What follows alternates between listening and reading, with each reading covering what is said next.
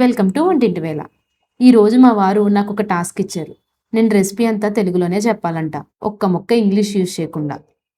Task, recipe, use. అప్పుడే 3 ఆంగ్ల పదాలు వాడావు.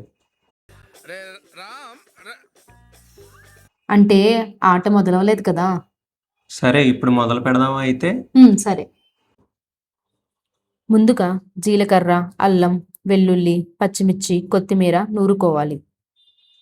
తర్వాత ముగిట పెట్టుకుని అందులో నూనె వేసి జీడిపప్పులు వేగించి పక్కకి పెట్టుకోవాలి. అదే నూనెలో కందిపప్పు, మినప్పప్పు వేగించి కరేపాకు కూడా వేసి వేగాక కొత్తిమీర మిశ్రమాన్ని వేయాలి.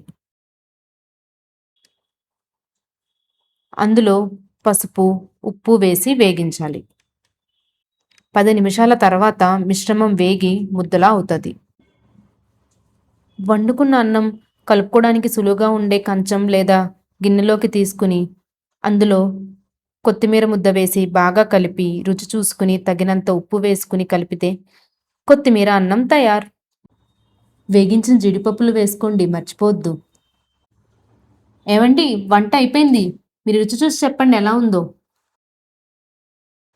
మన తెలుగు భాషలాగే కమ్మగా ఉంది. ఇలాంటి మంచి మంచి వంటకాల కోసం మా వంటింటి వేళను చూస్తూ ఉండండి.